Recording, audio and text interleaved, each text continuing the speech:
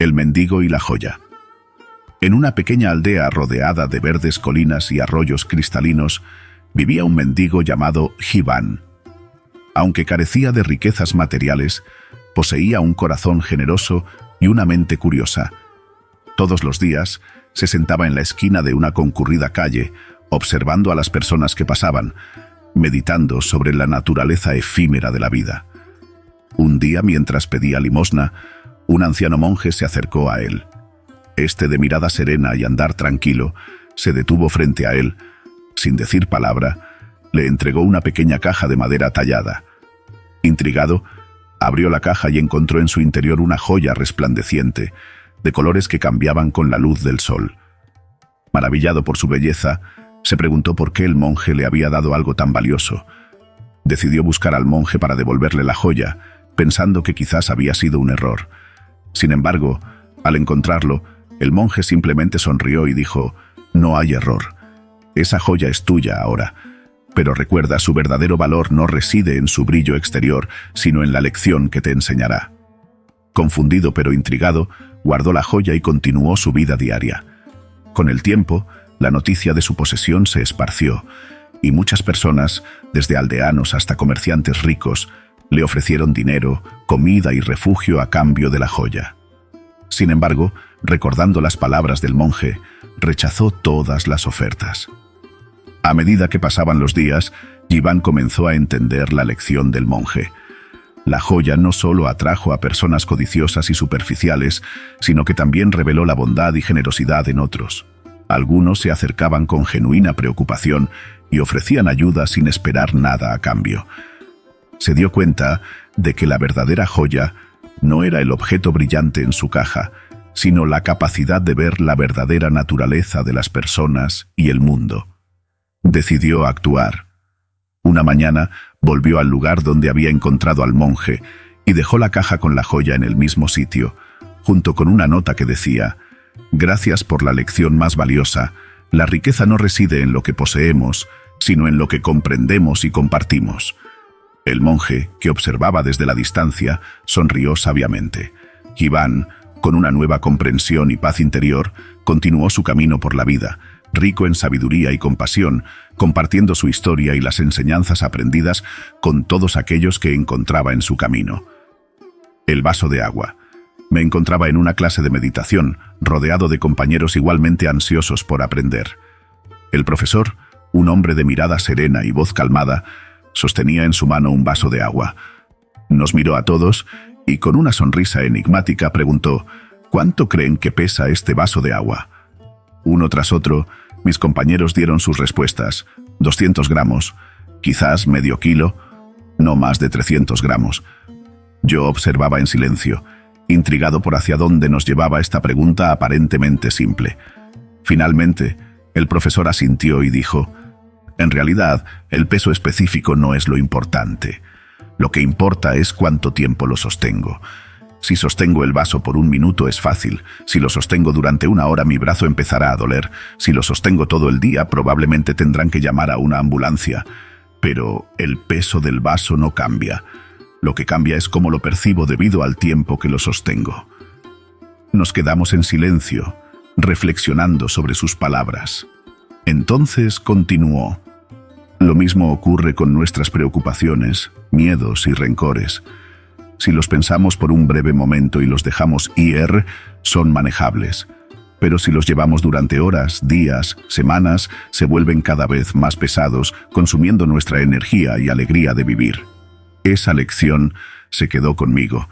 Aprendí que no se trata de ignorar nuestras emociones o problemas, sino de aprender a soltarlos en el momento adecuado. No permitir que el peso de un vaso de agua, metafóricamente hablando, se convierta en una carga insoportable. Desde ese día, empecé a ver mis preocupaciones y rencores como vasos de agua que podía elegir soltar. Y esa simple elección cambió mi vida. Un hombre pierde su caballo. Era un día tranquilo en nuestro pequeño pueblo cuando sucedió lo inesperado. Mi único caballo, un noble corcel marrón que había sido mi compañero durante años, desapareció. Al principio sentí una profunda angustia. Era esencial para el trabajo en los campos y para los viajes al mercado. Los vecinos se reunieron alrededor de mi casa, murmurando palabras de simpatía.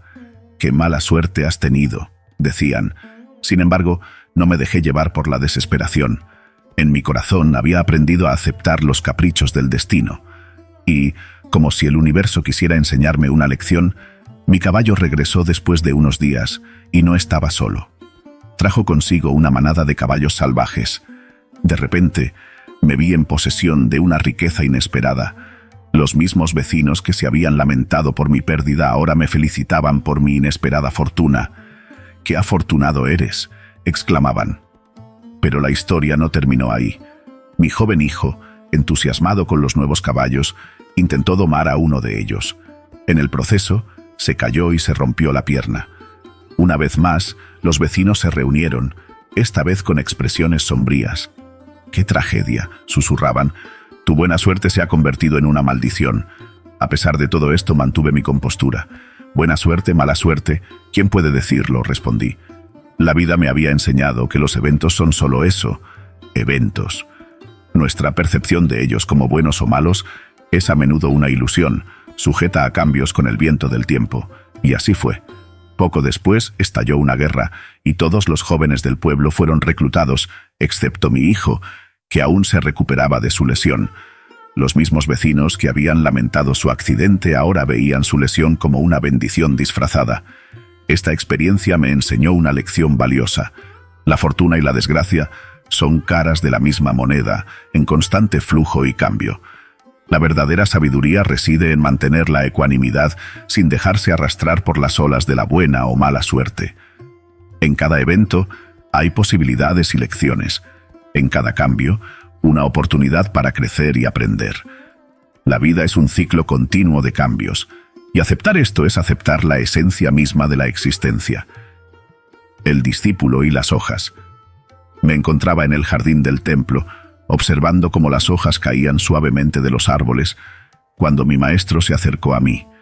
Sus pasos eran siempre silenciosos, casi como si flotara sobre las piedras del sendero. Se detuvo a mi lado, su mirada se perdía entre los árboles y las hojas que bailaban en el viento. «Discípulo», comenzó con su voz siempre calmada y profunda. «Observa las hojas y el árbol. Dime, ¿qué crees que es más importante, las hojas que caen o el árbol que permanece?» Me quedé pensativo. Las hojas, con sus vibrantes colores otoñales, eran bellas en su caída efímera, cada una siguiendo su propio camino hacia el suelo. Pero el árbol seguía ahí, firme y majestuoso, sus raíces profundamente ancladas en la tierra, su tronco fuerte y resistente. «Maestro», respondí lentamente, «las hojas son hermosas y su caída nos enseña sobre el cambio y la impermanencia. Pero sin el árbol, ellas no existirían. El árbol da vida a las hojas, les proporciona el sustento necesario para crecer y florecer, y aunque las hojas caigan, el árbol permanece año tras año, estación tras estación». Él asintió con una pequeña sonrisa. «Así es, discípulo. En nuestra vida nos encontramos con muchas hojas, experiencias y momentos que son temporales. Debemos apreciar su belleza y lo que nos enseñan, pero también es esencial reconocer y valorar lo permanente, nuestras raíces y fundamentos, aquello que nos da vida y estabilidad. En el equilibrio entre apreciar lo efímero y reconocer lo permanente, encontramos la verdadera sabiduría».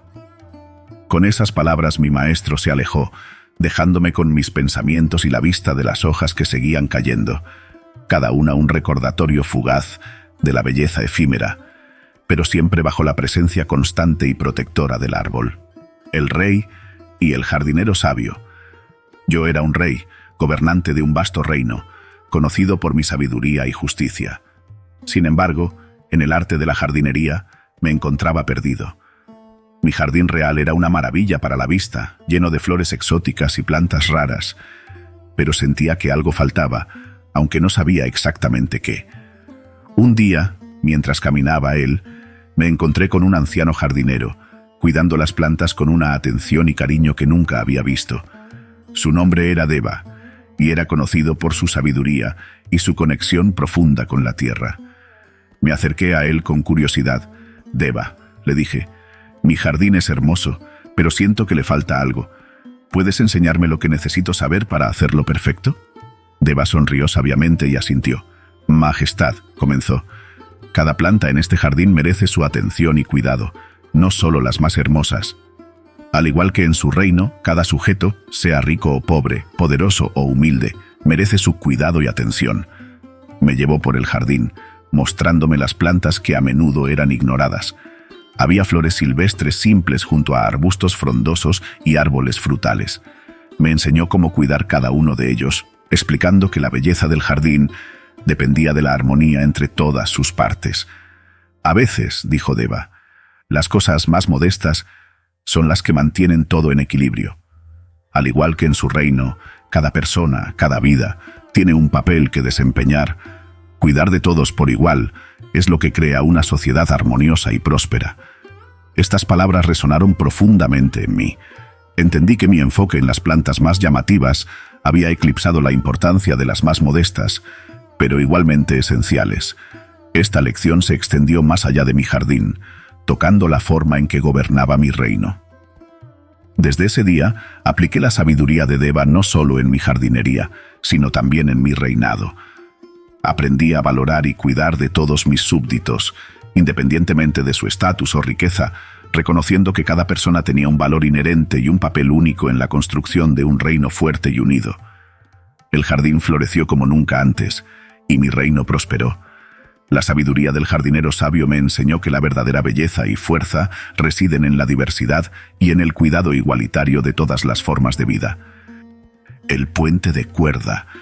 Desde la primera vez que vi el puente de cuerda, me invadió un profundo temor. Era un viejo puente colgante, balanceándose peligrosamente sobre un abismo que parecía tragarse todo lo que se atrevía a cruzarlo. Me quedé allí, paralizado, observando cómo las cuerdas se estiraban y se contraían con el viento, como si estuvieran vivas. Mi viaje había sido largo y arduo, y aquel puente era el único camino hacia mi destino. Sabía que no podía dar marcha atrás, pero el miedo me tenía atrapado. Cada vez que daba un paso hacia adelante, una voz interna me gritaba que retrocediera, que era demasiado peligroso, que no lo lograría. En ese momento cerré los ojos y tomé una profunda respiración. Comencé a reflexionar sobre el miedo que sentía. Me di cuenta de que era mi propio temor el que amplificaba el peligro del puente. Sí, era un reto, pero el verdadero peligro residía en mi mente, en la forma en que mi miedo distorsionaba la realidad. Abrí los ojos y di el primer paso. El puente se sacudió bajo mi peso, pero no tanto como esperaba. Con cada paso que daba, mi confianza crecía. Empecé a entender que el miedo había sido mi mayor obstáculo. El puente, aunque inestable, era solo un desafío físico. Mi temor era la verdadera barrera que me impedía avanzar. A medida que avanzaba, mi miedo se disipaba. Cada paso firme sobre las tablas desgastadas del puente me demostraba que podía confiar en mí mismo, en mi capacidad para enfrentar y superar los desafíos.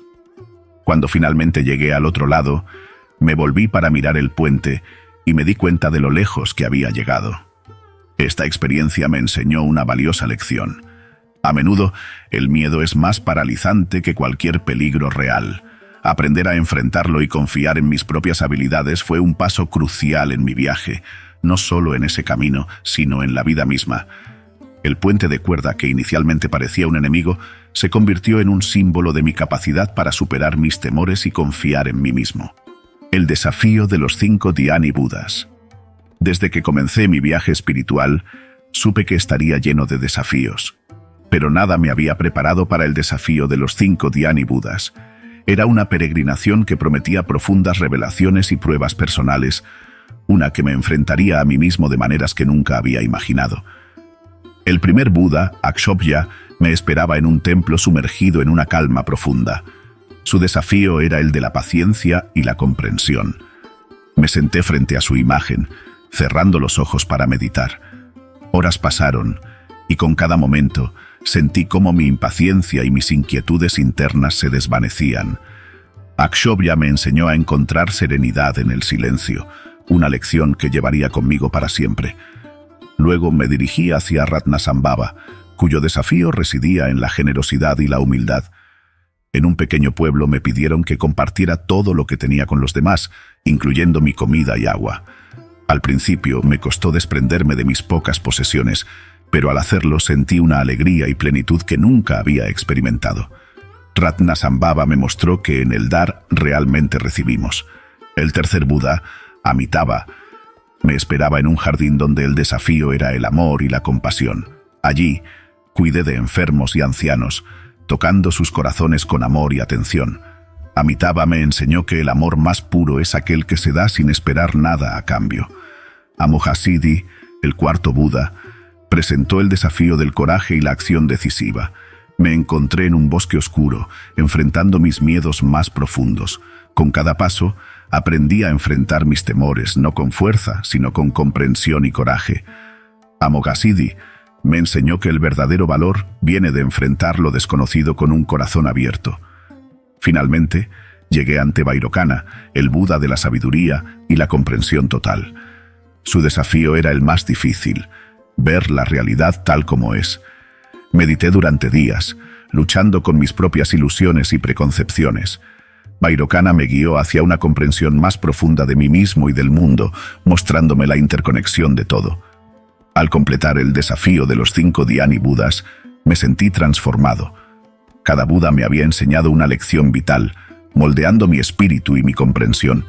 Regresé de mi peregrinación no solo como un individuo cambiado, sino como alguien que había encontrado una profunda paz y claridad en el caos del mundo. Esta experiencia, este viaje, se convirtió en la piedra angular de mi vida, un testimonio de mi evolución espiritual y de mi conexión inquebrantable con el camino del Dharma.